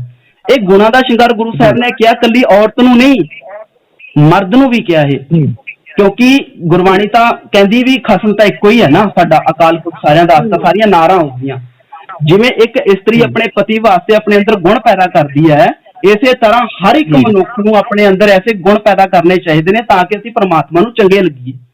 ਜਿੱਥੇ ਕਿਤੇ ਵੀ ਅੰਧ ਵਿਸ਼ਵਾਸ ਦੀ ਗੱਲ ਆਉਂਦੀ ਹੈ, ਕਿਸੇ ਕੋਈ ਕਰਮਕਾਂਡ ਦੀ ਗੱਲ ਆਉਂਦੀ ਹੈ, ਕਿਉਂਕਿ ਗੁਰੂ ਨਾਨਕ ਸਾਹਿਬ ਨੇ ਬਿਨਾਂ ਡਰੇ ਸ਼ਰੇਆਮ ਜਿਹੜੇ ਵੀ ਕਰਮਕਾਂਡ ਹੋ ਰਹੇ ਸੀ, ਕਿਸੇ ਵੀ ਤਰ੍ਹਾਂ ਦੇ ਕਰਮਕਾਂਡ ਸੀਗੇ, ਪੋਲ ਖੋਲੀ। ਜੇ ਹੁਣ ਇਸਤਰੀ ਦੀ ਗੱਲ ਆਪਾਂ ਕਰੀਏ ਨਾ, ਜਿਵੇਂ ਭੈਣ ਜੀ ਹੋਰੀ ਕਹਿ ਰਹੇ ਸੀਗੇ ਕਿ ਮਰਦ ਪ੍ਰਧਾਨ ਜਿਹੜਾ ਸਮਾਜ ਹੈ ਉਹਨੂੰ ਅਸੀਂ ਜ਼ਿਆਦਾਤਰ ਨਹੀਂ ਬਦਲ ਸਕਦੇ। ਇਹ ਸਹੀ ਗੱਲ ਹੈ, ਕਿਉਂਕਿ ਆਪਾਂ ਜੇ ਪੁਰਾਣੇ ਜਦੋਂ ਨਜ਼ਰ ਮਾਰਦੇ ਆ ਨਾ, ਮਹਾਤਮਾ ਬੁੱਧ ਇੰਨੀ ਮਹਾਨ ਹਸਤੀ ਹੈ, ਠੀਕ ਹੈ, ਮੈਂ ਕਿਸੇ ਦੀ ਇੱਥੇ ਬੁਰਾਈ ਤਾਂ ਨਹੀਂ ਕਰਾਂਗਾ, ਬੁਰਾਈ ਕਰਨੀ ਵੀ ਨਹੀਂ ਚਾਹੀਦੀ, ਪਰ ਫਿਰ ਵੀ ਇਹਨਾਂ ਨੇ ਲਿਖਿਆ ਦੇਖੋ ਕੀ ਹੈ। ਉਹਨਾਂ ਨੇ ਜਦੋਂ ਇਹਨਾਂ ਦਾ ਸੰਘ ਸ਼ੁਰੂ ਹੋਇਆ ਸੀਗਾ ਬੁੱਧ ਧਰਮ ਦਾ, ਉਹਨਾਂ ਵਿੱਚ ਕਿਹਾ ਕਿ ਇਸਤਰੀ ਸੰਘ ਦੇ ਵਿੱਚ ਸ਼ਾਮਲ ਨਹੀਂ ਹੋ ਸਕੇਗੀ ਜੀ। ਯਹੂਦੀਆਂ ਦੀ ਫਿਰ ਜਦੋਂ ਆਪਾਂ ਗੱਲ ਕਰੀਏ, ਉਹ ਅੱਜ ਵੀ ਉਹਨਾਂ ਦੀ ਅਰਦਾਸ ਦੇਖ ਲਓ, ਉਹ ਜਿਹੜਾ ਜੇ ਕੋਈ ਮਰਦ ਜਾਂ ਕੋਈ ਅਰਦਾਸ ਕਰਦਾ ਜਾਂ ਉਹਨਾਂ ਦੀ ਅਰਜ਼ੋਈ ਜੋ ਵੀ ਹੁੰਦੀ ਹੈ, ਉਹਦੇ ਵਿੱਚ ਅੱਜ ਵੀ ਇਹ ਗੱਲ ਬੋਲੀ ਜਾਂਦੀ ਹੈ ਕਿ ਮੈਂ ਬਹੁਤ ਧੰਨ ਭਾਗ ਹਾਂ, ਮੈਂ ਬਹੁਤ ਚੰਗਾ ਹਾਂ ਜੋ ਮੈਂ ਕਾਫਰ ਦੇ ਘਰ ਪੈਦਾ ਨਹੀਂ ਹੋਇਆ। ਉਹ ਅਨਮਤੀਆਂ ਨੂੰ ਕਾਫਰ ਦੱਸਦੇ ਨੇ ਤੇ ਇਸਤਰੀ ਨੂੰ ਪੈਦਾ ਹੋਇਆ ਮੈਂ, ਇਹ ਗੱਲ ਕਹਿੰਦੇ ਨੇ। ਤੇ ਤੁਲਸੀਦਾਸ ਜੀ ਦੇਖ ਲਓ, ਉਹ ਕੀ ਕਹਿੰਦੇ ਨੇ, ਢੋਲ ਗਵਾਰ ਸ਼ੂਦਰ ਪਸ਼ੂ ਨਾਰੀ ਸਕਲ ਤਾੜਨਾ ਕੇ ਅਧਿਕਾਰੀ। ਹੁਣ ਇਹਨਾਂ ਗੱਲਾਂ ਤੁਸੀਂ ਮਨਫੀ ਨਹੀਂ ਹੋ ਸਕਦੇ, ਅਸੀਂ ਮੁੱਕਰ ਨਹੀਂ ਸਕਦੇ, ਇਹ ਗੱਲਾਂ ਲਿਖੀਆਂ ਨੇ। ਤੇ ਸਭ ਤੋਂ ਪਹਿਲਾਂ ਇੱਥੇ ਸ਼ੇਕਸਪੀਅਰ ਐਡਾ ਵੱਡਾ ਨਾਮ ਹੈ, ਉਹਨਾਂ ਨੇ ਕਿਹਾ ਕਿ ਕਮਜ਼ੋਰੀ ਦਾ ਨਾਂ ਇਸਤਰੀ ਹੈ, ਐਡੀ ਵੱਡੀ ਗੱਲ ਕਹਿ ਦਿੱਤੀ। ਮਨੂ ਸਿਮਰਤੀ ਦੇ ਵਿੱਚ ਇਹ ਗੱਲ ਲਿਖੀ ਹੈ ਕਿ ਇਸਤਰੀ ਜਿਹੜੀ ਹੈ ਅਗਿਆਨ ਤੇ ਕੂੜ ਦੀ ਮੂਰਤ ਹੈ। ਤੇ ਸਭ ਤੋਂ ਪਹਿਲਾਂ ਗੁਰੂ ਨਾਨਕ ਸਾਹਿਬ ਨੇ ਆ ਕੇ ਗੱਲ ਹੈਗੀ ਕਿ ਹਾਂ ਠੀਕ ਹੈ, ਇੱਕ ਧਰਮ ਸੋ ਕਿਉਂ ਮੰਗਾ ਰੱਖੀਏ ਜਿਸ ਜੰਮੇ ਰਾਜਾਨ। ਗੋਰਖਨਾਥ ਨੇ ਵੀ ਇਦਾਂ ਲਿਖਿਆ ਹੈ ਕਿ ਬਘਿਆੜੀ ਦੇ ਸਮਾਨ ਲਿਖਿਆ, ਬਿਲਕੁਲ ਹਾਂ, ਬਘਿਆੜੀ ਦੇ ਸਮਾਨ ਲਿਖਿਆ। ਐਗਜ਼ਾਮਪਲਾਂ ਨੇ ਜੀ ਕਿੰਨੀਆਂ ਮਰਜ਼ੀ ਲਈ ਜਾਈਏ। ਤੇ ਗੁਰੂ ਸਾਹਿਬ ਨੇ ਐਵੇਂ ਕਿਹਾ ਕਿ ਤੁਸੀਂ ਜਿਹੜੀ ਚੀਜ਼ ਕਰਨੀ ਹੈ ਨਾ, ਸਭ ਤੋਂ ਵੱਡੀ ਗੱਲ ਹੈ ਮਨ ਨੂੰ ਜਿੱਤਣ ਦੀ। ਮਨ ਜਿੱਤ ਹੈ ਜਗ ਜੀਤ। ਜੇ ਮਨ ਨੂੰ ਜਿੱਤ ਲਿਆ ਨਾ, ਅਸੀਂ ਠੱਲ ਪਾ ਲਈ। ਹੁਣ ਕੁਝ ਔਰਤਾਂ ਰੱਖਣਾ ਵੀ ਨਹੀਂ ਚਾਹੁੰਦੀਆਂ ਵਰਤ, ਫਿਰ ਵੀ ਉਹਨਾਂ ਤੇ ਇਹੋ ਜਿਹਾ ਦਬਾਅ ਬਣਾਇਆ ਜਾਂਦਾ। ਕਾਰਨ ਕੀ ਹੈ? ਅਸੀਂ ਬਦਲ ਨਹੀਂ ਸਕਦੇ, ਪਰ ਸਾਡੀ ਇੱਕ ਕੋਸ਼ਿਸ਼ ਹੁੰਦੀ ਹੈ। ਹੁਣ ਮੈਂ ਮਾਫੀ ਚਾਹੂੰਗਾ, ਮੈਨੂੰ ਇੱਥੇ ਇੱਕ ਮਿਊਜ਼ੀਕਲ ਬ੍ਰੇਕ ਲੈਣੀ ਪੈਣੀ ਹੈ, ਆਪਾਂ ਉਸ ਤੋਂ ਬਾਅਦ ਫਿਰ ਗੱਲਾਂ ਬਾਤਾਂ ਇਦਾਂ ਜਾਰੀ ਰੱਖਾਂਗੇ। ਅੱਗੇ ਗੱਲ ਵਧਾਵਾਂਗੇ ਜੀ। ਮਨਦੀਪ ਮਸੌਣ ਜੀ ਔਰ ਗੁਰਲਾਲ ਜੀ ਸਾਡੇ ਨਾਲ ਜੁੜੇ ਹੋਏ ਨੇ। ਕਰਵਾ ਚੌਥ ਨੂੰ ਲੈ ਕੇ ਗੱਲਬਾਤ ਹੋ ਰਹੀ ਹੈ, ਇਹ ਸਹੀ ਹੈ ਜਾਂ ਗਲਤ ਹੈ? ਕਿਉਂਕਿ ਹਰੇਕ ਬੰਦੇ ਦਾ ਆਪਣਾ ਆਪਣਾ ਮਤ ਹੁੰਦਾ, ਮੰਨਣਾ ਹੁੰਦਾ ਹੈ। ਪਰ ਜੇ ਆਪਾਂ ਗੱਲ ਕਰੀਏ ਗੁਰਬਾਣੀ ਦੀਆਂ ਸਾਰੀਆਂ ਗੱਲਾਂ ਹਰ ਇੱਕ ਬੰਦਾ ਨਹੀਂ ਮੰਨਦਾ। ਇਹ ਗੱਲ ਦੇ ਵਿੱਚ 100% ਦੀ ਇਹ ਸੱਚਾਈ ਹੈ, ਭਾਵੇਂ ਕਿ ਉਹ ਕਿਸੇ ਤਰ੍ਹਾਂ ਦਾ ਬੰਦਾ ਹੋਵੇ। 100% ਦੀ ਗੱਲਾਂ ਗੁਰਬਾਣੀ ਦੀਆਂ ਆਪਾਂ ਨਹੀਂ ਮੰਨ ਸਕਦੇ, ਇਹ ਗੱਲ ਜਾਇਜ਼ ਆ। ਨਹੀਂ ਮੰਨਦੇ, ਬਹੁਤ ਲੋਕ ਨਹੀਂ ਮੰਨਦੇ। ਸੋ ਗੁਰਲਾਲ ਜੀ ਨਾਲ ਗੱਲਬਾਤ ਕਰਾਂਗੇ। ਤੁਹਾਡੀ ਗੱਲ ਵਿੱਚ ਰਹਿ ਗਈ ਸੀ ਜੀ ਗੁਰਲਾਲ ਜੀ। ਹਾਂਜੀ, ਤੁਸੀਂ ਕਹਿ ਰਹੇ ਜੀ ਗੁਰਬਾਣੀ ਦੀ ਗੱਲ ਨਹੀਂ ਮੰਨਦੇ, ਹੈ ਨਾ ਜੀ? ਤੇ 100% ਕੋਈ ਨਹੀਂ ਮੰਨ ਸਕਦਾ ਜੀ। ਹਾਂ, ਬਿਲਕੁਲ ਨਹੀਂ ਮੰਨ ਸਕਣ ਵਾਲੀ ਗੱਲ ਜਿਹੜੀ ਆਪਾਂ ਇਹ ਕਰ ਦਿੰਦੇ ਆ ਨਾ, ਇਹ ਅਸਲ ਦੇ ਵਿੱਚ ਸਾਡਾ ਮਨੋਬਲ ਤੋੜਦੀ ਆ। ਜਿਹੜਾ ਆਪਾਂ ਕਹਿੰਦੇ ਨਾ ਮੰਨ ਨਹੀਂ ਸਕਦੇ, ਇਹ ਗੱਲ ਨਹੀਂ ਹੈ। ਠੀਕ ਹੈ, ਹੌਲੀ ਹੌਲੀ ਮੰਨ ਲਵਾਂਗੇ। ਹੁਣ ਮੰਨਣ ਦੀ, ਜੇ ਮੈਂ ਆਪਣੀ ਗੱਲ ਕਰਾਂ, ਜੇ ਆਪਣੀ ਗੱਲ ਕਰੀਏ, ਠੀਕ ਹੈ ਜੀ, ਤੁਰੇ ਹੋਏ ਆ ਰਸਤੇ 'ਤੇ, ਜਿੰਨਾ ਕੁਛ ਜੋ ਕੁਝ ਸਮਝ ਆ ਰਿਹਾ ਤੇ ਕਰੀ ਜਾ ਰਹੇ ਹਾਂ। ਸੋ ਆਪਾਂ ਗੱਲ ਕਰਵੇ ਦੀ ਕਰ ਰਹੇ ਸੀਗੇ, ਜੋ ਆਪਾਂ ਇਹ ਸਾਰੀ ਵਿਚਾਰ ਕਰ ਰਹੀ ਹੈ, ਇਹ ਵਰਤ ਬਾਰੇ ਜੋ ਵਿਚਾਰ ਹੈ, ਇਹ ਕੱਲੀ ਕਰਵੇ ਚੌਥ ਦੀ ਵਰਤ ਦੀ ਗੱਲ ਨਹੀਂ ਹੈ। ਗੁਰਬਾਣੀ ਨੇ ਸਿਰਫ ਕਿਸੇ ਇੱਕ ਚੀਜ਼ ਨੂੰ ਨਿਸ਼ਾਨਾ ਨਹੀਂ ਬਣਾਇਆ, ਉਹ ਜਿੰਨੇ ਵੀ ਵਰਤ ਹੋਰ ਸਾਰੇ ਹੁੰਦੇ ਨੇ, ਕੁਛ ਮਨਸ਼ਾ ਹਰ ਇੱਕ ਵਰਤ ਪਿੱਛੇ ਕੋਈ ਮਨੋਰਥ ਹੁੰਦਾ ਹੈ, ਕੋਈ ਕਿਸੇ ਵਾਸਤੇ ਹੈ, ਠੀਕ ਹੈ। ਹੋਰ ਜੇ ਆਪਾਂ ਕਰਦੇ ਹਾਂ, ਇਹ ਕਰਵੇ ਤੋਂ ਬਾਅਦ ਥੋੜੇ ਦਿਨ ਬਾਅਦ ਇੱਕ ਵਰਤ ਹੋਰ ਆ ਜਾਣਾ, ਉਹ ਹੋਈ ਦਾ ਵਰਤ, ਤੇ ਜਿਹੜਾ ਉਹ ਸੰਤਾਨ ਪ੍ਰਾਪਤੀ ਵਾਸਤੇ ਰੱਖਿਆ ਜਾਂਦਾ ਹੈ, ਜਾਂ ਆਪ ਕਹਿ ਦਿਓ ਪੁੱਤਰ ਦੀ ਸਲਾਮਤੀ ਵਾਸਤੇ ਹੋਈ ਦਾ ਵਰਤ ਰੱਖਿਆ ਜਾਂਦਾ ਹੈ। ਤੇ ਉਹਦੇ ਬਾਰੇ ਤਾਂ ਹੁਣ ਸਿੱਧਾ ਕਬੀਰ ਸਾਹਿਬ ਜੀ ਦੇਖੋ, ਇੰਨੇ ਆਪਾਂ ਕਈ ਵਾਰੀ ਦੇਖਦੇ ਨਾ ਵੀ ਗੁਰਬਾਣੀ ਬੜੀ ਮਿੱਠੀ ਹੈ, ਨਹੀਂ ਜੀ, ਗੁਰਬਾਣੀ ਜਦੋਂ ਕਈ ਵਾਰੀ ਆਪਾਂ ਪੜ੍ਹਦੇ ਆ ਨਾ ਤੇ ਸਾਨੂੰ ਬਹੁਤ ਝਿੜਕਦੀ ਵੀ ਹੈ। ਤੇ ਕਬੀਰ ਸਾਹਿਬ ਨੇ ਸਿੱਧਾ ਇਸ ਹੋਈ ਦੇ ਵਰਤ ਬਾਰੇ ਸਿੱਧਾ ਸਪਸ਼ਟ ਤੌਰ ਤੇ ਲਿਖਿਆ, ਕਹਿੰਦੇ ਕਬੀਰ ਹਰ ਕਾ ਸਿਮਰਨ ਛਾੜ ਕੇ ਠਹਿਨਾਰ, ਕਹਿੰਦੇ ਗਦੀ ਹੋ ਕੇ ਉਤਰੈ ਭਾਰ ਸਹਿ ਮਨ ਚਾਰ। ਇਹੋ ਜਿਹੇ ਵਰਡ ਕਬੀਰ ਸਾਹਿਬ ਨੇ ਗੁਰਬਾਣੀ ਦੇ ਵਿੱਚ ਯੂਜ਼ ਕੀਤੇ ਨੇ, ਕਿਉਂਕਿ ਹੋਈ ਜਿਹੜਾ ਹੈ ਉਹ ਰੱਖਿਆ ਜਾਂਦਾ ਹੈ। ਕਬੀਰ ਸਾਹਿਬ ਨੂੰ ਜਦੋਂ ਇਹ ਗੱਲ ਸਮਝ ਆਈ ਕਿ ਸਾਰੀ ਚੀਜ਼ ਪਾਖੰਡ ਹੈ, ਸਿਰਫ ਇੱਕ ਅਕਾਲ ਪੁਰਖ ਜਿਹੜਾ ਉਹਦੇ ਨਾਲ ਹੀ ਜੁੜਨਾ ਹੈ, ਤੇ ਫਿਰ ਇਹ ਸਮਝਾਉਣ ਵਾਸਤੇ ਕਬੀਰ ਸਾਹਿਬ ਨੇ ਇਹ ਲਿਖਿਆ ਗੁਰਬਾਣੀ ਦੇ ਵਿੱਚ। ਕਹਿੰਦੇ ਜੇ ਹਰੀ ਦਾ ਸਿਮਰਨ ਛੱਡ ਕੇ ਅਸੀਂ ਅਹੋਈ ਦੇਵੀ ਨੂੰ ਮਨਾਉਣ ਲੱਗ ਜਾਂਦੇ ਹਾਂ, ਕਿਉਂਕਿ ਇੱਕ ਮੰਨਤ ਹੁੰਦੀ ਹੈ ਨਾ, ਜੇ ਕਰਵੇ ਦੀ ਗੱਲ ਵੀ ਕਰਦੇ ਹਾਂ, ਇੱਥੇ ਵੀ ਅਸੀਂ ਚੰਦ ਨੂੰ ਦੇਵਤਾ ਮੰਨ ਕੇ, ਪਤੀ ਮੰਨ ਕੇ ਉਸ ਨੂੰ ਅਰਗ ਦਿੱਤਾ ਜਾਂਦਾ ਹੈ, ਚੰਨ ਨੂੰ ਦੇਵਤਾ ਮੰਨ ਕੇ। ਤੇ ਜਦੋਂ ਦੇਵਤਾ ਮੰਨਣ ਦੀ ਗੱਲ ਆ ਜਾਂਦੀ ਹੈ, ਉੱਥੇ ਫਿਰ ਗੁਰਬਾਣੀ ਆਪਣਾ ਫੈਸਲਾ ਸੁਣਾ ਦਿੰਦੀ ਹੈ। ਗੁਰਬਾਣੀ ਨਹੀਂ, ਭਾਈ ਗੁਰਦਾਸ ਜੀ ਦੀ ਵਾਰ ਦੇ ਵਿੱਚੋਂ ਪੰਕਤੀ ਹੈ, ਘਟ ਘਟ ਪੂਰਨ ਬ੍ਰਹਮ ਹੈ, ਘਟ ਘਟ ਪੂਰਨ ਬ੍ਰਹਮ ਹੈ, ਚੰਦ ਜਲ ਵਿੱਚ ਭਾਲ ਹੈ। ਵੀ ਪੂਰਨ ਬ੍ਰਹਮ ਤਾਂ ਘਟ ਘਟ ਦੇ ਵਿੱਚ ਹੈ, ਤੇ ਅਸੀਂ ਕਦੇ ਚੰਦ ਚ ਭਾਲਣ ਲੱਗ ਜਾਂਦੇ ਹਾਂ, ਕਦੇ ਜਲ ਚ ਲੱਭਣ ਲੱਗ ਜਾਂਦੇ ਹਾਂ। ਸੋ ਐਵੇਂ ਅਹੋਈ ਬਾਰੇ ਕਬੀਰ ਸਾਹਿਬ ਨੇ ਕਹਿ ਦਿੱਤਾ ਕਿ ਹਰ ਕਾ ਸਿਮਰਨ ਛਾੜ ਕੇ ਅਹੋਈ ਰੱਖੈ ਨਾਰ, ਗਦੀ ਹੋ ਕੇ ਉਤਰੈ ਭਾਰ ਸਹਿ ਮਨ ਚਾਰ। ਜਿਵੇਂ ਹੁਣ ਮਨੌਤਾਂ ਨੇ ਨਾ ਜੀ ਸਵਾਰੀਆਂ ਮੰਨੀਆਂ ਗਈਆਂ ਨੇ, ਜਿਵੇਂ ਆਪਣਾ ਸ਼ਿਵ ਜੀ ਦੀ ਸਵਾਰੀ ਮੰਨੀ ਗਈ ਹੈ ਨੰਦੀ ਵੈਲ ਨੂੰ, ਤੇ ਆਪਣਾ ਗਣੇਸ਼ ਜੀ ਦੀ ਸਵਾਰੀ ਮੂਸੇ ਨੂੰ ਮੰਨੀ ਗਈ ਹੈ। ਇਹ ਮਨੌਤਾਂ ਜਿਹੜੀਆਂ ਨੇ ਧਰਮਾਂ ਦੇ ਵਿੱਚ ਅਲੱਗ-ਅਲੱਗ ਮਤਾਂ ਦੇ ਵਿੱਚ ਹੁੰਦੀਆਂ ਨੇ। ਇਸੇ ਤਰ੍ਹਾਂ ਇੱਕ ਮਨੌਤ ਇਹ ਵੀ ਹੈ ਵੀ ਜਿਹੜੀ ਅਹੋਈ ਦੇਵੀ ਹੈ, ਸ਼ੀਤਲਾ ਮਾਤਾ ਹੈ, ਇਹਦੀ ਜਿਹੜੀ ਸਵਾਰੀ ਹੈ ਉਹ ਗਧੀ ਹੈ। ਤੇ ਕਬੀਰ ਸਾਹਿਬ ਕਹਿੰਦੇ ਨੇ ਜਿਹੜੀ ਔਰਤ ਇਹ ਵਰਤ ਰੱਖਦੀ ਹੈ ਅਹੋਈ ਦਾ, ਉਹ ਹੋਈ ਰੱਖੈ ਨਾਰ, ਗਦੀ ਹੋ ਕੇ ਉਤਰੈ ਭਾਰ ਸਹਿ ਮਨ ਚਾਰ। ਉਹਨੂੰ ਪਤਾ ਹੀ ਨਹੀਂ ਲੱਗਦਾ, ਤੇ ਗਦੀ ਵਾਂਗੂ ਉਹ ਜਿਵੇਂ 4 ਮਣ ਭਾਰ ਚੁੱਕਿਆ ਹੁੰਦਾ ਵੀ ਐਵੇਂ ਹੀ ਉਲਝਣਾ ਵਿੱਚ ਤੋਈ ਫਿਰਦੀ ਰਹਿੰਦੀ ਹੈ, ਬਹੁਤ ਦੂਰ ਹੁੰਦੀ ਹੈ। ਸੋ ਗੱਲ ਮੈਂ ਇਹੀ ਕਹਿਣਾ ਚਾਹਾਂਗਾ ਕਿ ਗੱਲ ਸਾਰੀ ਗੁਣਾਂ ਦੇ ਸ਼ਿੰਗਾਰ ਦੀ ਹੈ।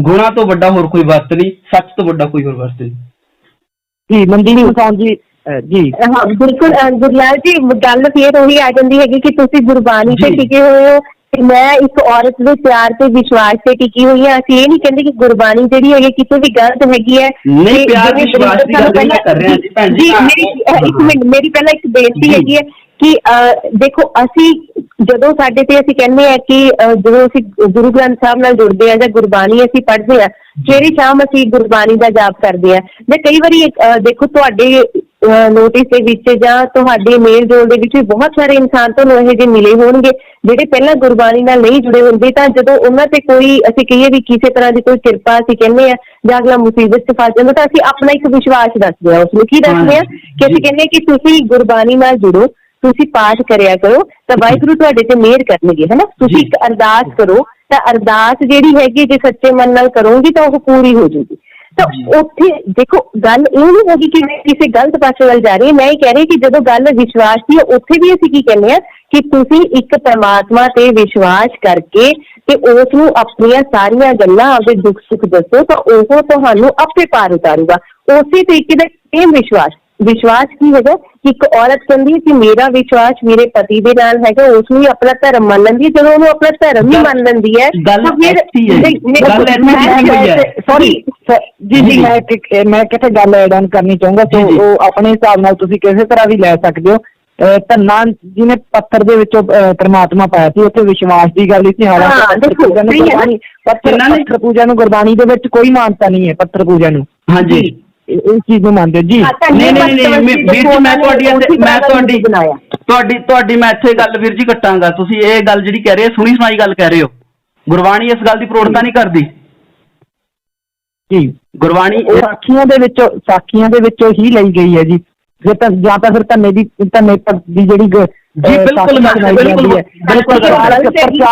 ਪ੍ਰਚਾਰਕ ਸਟੇਜਾਂ ਤੋਂ ਸੁਣਾਉਂਦੇ ਨੇ, ਆਮ ਕਰਕੇ ਸੁਣਾਈ ਜਾਂਦੀ ਹੈ। ਜਾਂ ਇਹਦੇ ਬਾਰੇ ਤੁਸੀਂ ਥੋੜਾ ਐਕਸਪਲੇਨ ਕਰ ਦਿਓ, ਹੋ ਸਕਦਾ ਮੇਰੀ ਅੱਜ ਕੋਈ ਇਹੋ ਜਿਹਾ ਕੋਈ ਪੱਖ ਨਹੀਂ ਹੈਗਾ ਸੀਗਾ। ਆਪਾਂ ਇੱਕ ਸਿੰਪਲ ਆਪਣੇ ਵਰਤ ਦੇ ਕਰਵਾ ਚੌਥ ਦੀ ਗੱਲ ਕਰ ਰਹੇ ਸੀ। ਆਪਾਂ ਗੁਰਬਾਣੀ ਨੂੰ ਆਪਾਂ ਇਹ ਨਹੀਂ ਕਹਿ ਰਹੇ ਕਿ ਗੁਰਬਾਣੀ ਕਿਤੇ ਸਾਨੂੰ ਗਲਤ ਗਾਈਡ ਕਰਦੀ ਹੈ ਤੇ ਗੁਰਬਾਣੀ ਸਹੀ ਨਹੀਂ ਹੈਗੀ, ਗੁਰਬਾਣੀ ਸਹੀ ਹੈ। ਗੱਲ ਹੈਗੀ ਹੈ ਕਿ ਜਿਹੜਾ ਇਹ ਵਰਤ ਹੈਗਾ ਕਿ ਉਹ ਵਾਕਈ ਪਿਆਰ ਤੇ ਮਿਠਾਸ ਦੇ ਨਾਲ ਜਿਹੜੀ ਇੱਕ ਔਰਤ ਰੱਖਦੀ ਹੈ ਕਿ ਉਹ ਸਹੀ ਹੈ, ਜੈਨੂਇਨ ਹੈ ਜਾਂ ਨਹੀਂ ਰੱਖਣਾ ਚਾਹੀਦਾ, ਹੈ ਨਾ। ਅਸੀਂ ਗੱਲ ਇਸ ਚੀਜ਼ ਤੇ ਕਰ ਰਹੇ ਸੀ, ਅਸੀਂ ਕਿਸੇ ਧਰਮ ਤੇ ਨਹੀਂ ਬਹਿਸ ਕਰ ਰਹੇ, ਅਸੀਂ ਸਿਰਫ ਕਰ ਰਹੇ ਹਾਂ ਕਿ ਸਾਡੇ ਮਨਾਂ ਦੇ ਵਿੱਚ ਜਿਹੜਾ ਵਿਸ਼ਵਾਸ ਪਾਇਆ ਹੋਇਆ ਜਾਂ ਇੱਕ ਔਰਤ ਦੇ ਦਿਲ 'ਚ ਜਿਹੜਾ ਵਿਸ਼ਵਾਸ ਹੈ ਵੀ 1 ਸਾਲ ਬਾਅਦ ਇੱਕ ਉਹ ਪਤੀ ਦੀ ਲੰਮੀ ਉਮਰ ਦੇ ਲਈ ਜੋ ਵਰਤ ਰੱਖ ਰਹੀ ਹੈ ਕਿ ਉਹ ਠੀਕ ਹੈ। ਇਸ ਤੋਂ ਪਹਿਲਾਂ ਇੱਕ ਕਾਲਰ ਜੁੜੇ ਸੀ ਜਿਨ੍ਹਾਂ ਨੇ ਕਿਹਾ ਸੀ ਜੀ ਵੀ ਚਾਹੇ ਉਹਨਾਂ ਨੂੰ ਕੁਛ ਨਹੀਂ ਪਤਾ, ਪਰ ਉਹ ਕਹਿ ਰਹੇ ਸੀ ਕਿ ਪਰ ਇਹ ਚੀਜ਼ ਕਿਸੇ ਨਾ ਕਿਸੇ ਹੱਦ ਤੱਕ ਸਾਨੂੰ ਪੋਜ਼ਿਟਿਵਿਟੀ ਦਿੰਦੀ ਹੈ। ਪੋਜ਼ਿਟਿਵਿਟੀ ਇਨ ਦਾ ਸੈਂਸ ਕਿ ਸਾਨੂੰ ਸਾਡਾ ਜਿਹੜਾ ਦਿਲ ਹੈ ਨਾ, ਉਹ ਕਹਿੰਦੇ ਹੁੰਦੇ ਵੀ ਇਸ ਗੱਲ ਨੂੰ ਮੰਨ ਲੈਂਦਾ ਹੈ ਕਿ ਇੱਕ ਜੇ ਔਰਤ ਨੇ ਵਰਤ ਰੱਖਿਆ ਤਾਂ ਉਹਨੂੰ ਇਹ ਜ਼ਰੂਰ ਲੱਗਦਾ ਹੈ ਕਿ ਮੈਂ ਕੁਛ ਕੁ ਤਾਂ ਕੀਤਾ, ਹੈ ਨਾ। ਉਹ ਇੱਕ ਇਸ ਚੀਜ਼ ਨੂੰ ਮੰਨ ਲੈਂਦੀ ਹੈ। ਬਾਕੀ ਜਿਹੜੀ ਕਹਿੰਦੇ ਇੱਕ ਔਰਤ ਦਾ ਜਿਹੜਾ ਸਭ ਤੋਂ ਚਲੋ ਇੱਕ ਗੁਰਬਾਣੀ ਕਹਿੰਦੀ ਹੈ ਕਿ ਅਸੀਂ ਸਾਰੇ ਜਿਹੜੇ ਗੁਣ ਜਿਹੜੇ ਸਾਡੇ ਹੈਗੇ ਉਹੀ ਅਸੀਂ ਸ਼ਿੰਗਾਰ ਹੈ, ਨੋ ਡਾਊਟ, ਇਹਦੇ ਵਿੱਚ ਕੋਈ ਦੋ ਰਾਏ ਨਹੀਂ ਹੈਗੀ।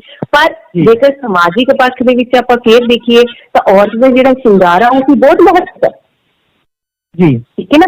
ਤਾਂ ਉਹ ਇੱਕ ਔਰਤ ਦਾ ਸ਼ਿੰਗਾਰ ਉਹ ਕਿਸ ਤਰੀਕੇ ਨਾਲ ਸਜਦੀ ਸਵਰਦੀ ਹੈਗੀ ਹੈ, ਉਹ ਬਹੁਤ ਇੰਪੋਰਟੈਂਸ ਜਿਹੜੀ ਹੈਗੀ ਸਾਡੇ ਸਮਾਜ ਤੋਂ ਉਸ ਨਜ਼ਰੀਏ ਨੂੰ ਦੇਖਿਆ ਜਾਂਦਾ। ਦੇਖੋ ਚਾਹੇ ਕੁਛ ਵੀ ਹੈ, ਗੱਲ ਹਰ ਇੱਕ ਇਨਸਾਨ, ਅਸੀਂ ਇਹ ਨਹੀਂ ਕਹਿ ਸਕਦੇ ਕਿ ਗੁਰਬਾਣੀ ਤੇ ਪੂਰੀ ਤਰੀਕੇ ਨਾਲ ਅਸੀਂ ਅਮਲ ਕਰ ਸਕਦੇ ਹਾਂ, ਨਹੀਂ ਕਰ ਸਕਦੇ, ਬਿਲਕੁਲ ਕਰ ਸਕਦੇ ਹਾਂ। ਪਰ ਗੱਲ ਹੈਗੀ ਹੈ ਕਿ ਫਿਰ ਵੀ ਮਨ ਜਿਹੜਾ ਹੈਗਾ ਉਹ ਸਮਾਜ 'ਚ ਉਲਝਿਆ ਹੋਇਆ, ਅਸੀਂ ਅਜੇ ਸਮਾਜ 'ਚ ਉਲਝੇ ਹੋਏ ਆ, ਤਾਂ ਉਸ ਸਮਾਜ ਦੇ ਵਿੱਚ ਚੱਲਦੇ ਸਾਨੂੰ ਉਹਨਾਂ ਸਾਰੀਆਂ ਚੀਜ਼ਾਂ ਦਾ ਧਿਆਨ ਵੀ ਰੱਖਣਾ ਪੈਂਦਾ। ਫੈਸਟੀਵਲਸ ਆਉਂਦੇ ਆ, ਬਹੁਤ ਸਾਰੇ ਫੈਸਟੀਵਲ ਆ, ਹੁਣ ਦੇਖੋ ਸਾਰੇ ਫੈਸਟੀਵਲਸ ਤਾਂ ਅਸੀਂ ਮਨਾ ਹੀ ਰਹੇ ਨਾ।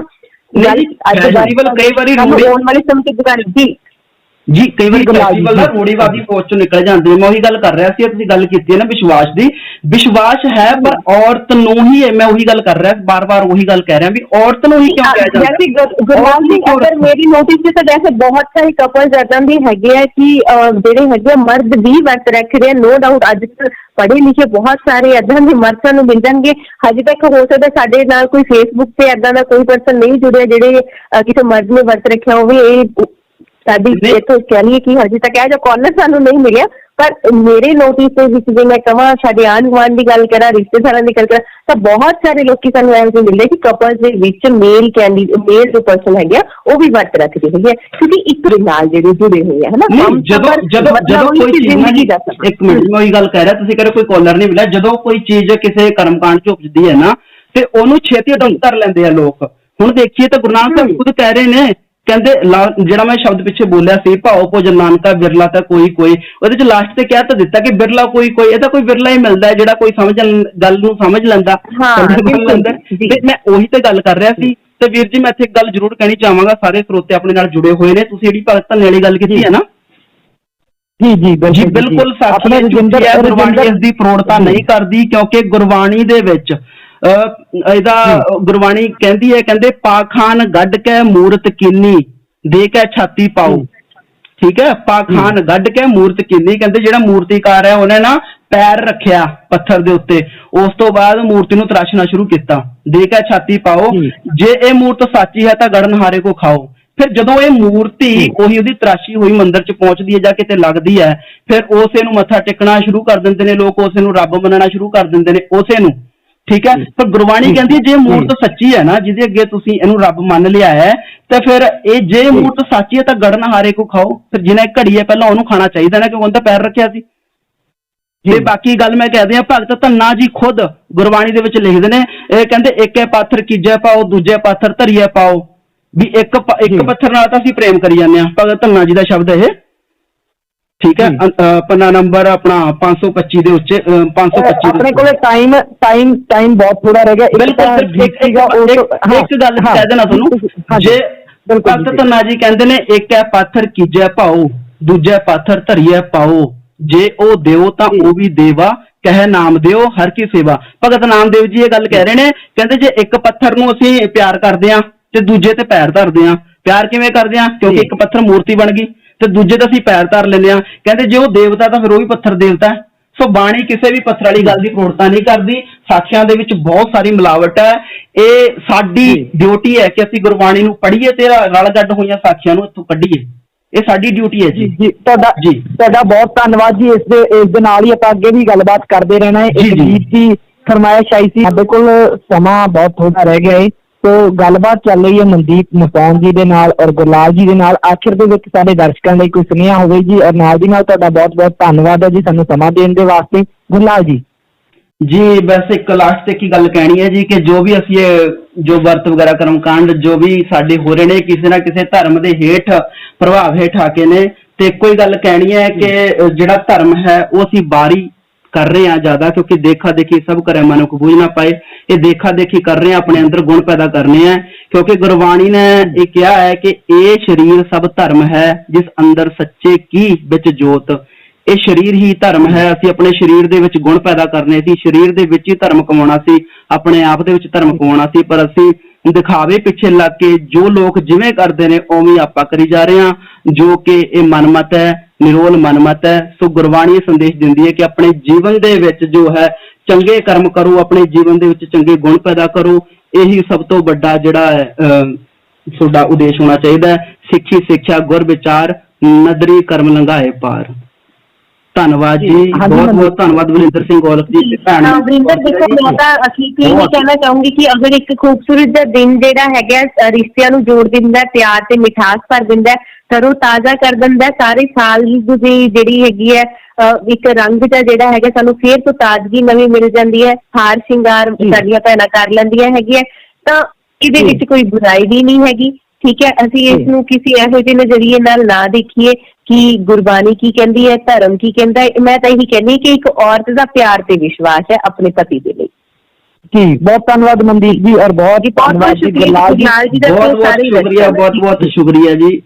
ਜੀ ਔਰ ਸਾਨੂੰ ਦੇਖ ਰਹੇ ਫੇਸਬੁੱਕ ਦੇ ਜ਼ਰੀਏ, ਜੀਟੀ ਰੋਡ FM ਦੀ ਐਪਲੀਕੇਸ਼ਨ ਦੇ ਜ਼ਰੀਏ। ਇਸ ਚੈਨਲ ਨੂੰ ਸਬਸਕ੍ਰਾਈਬ ਕਰਨਾ ਨਾ ਭੁੱਲਣਾ। ਟਰੂ ਲਰਨਰ, ਆਓ ਸਿੱਖਦੇ ਰਹੀਏ।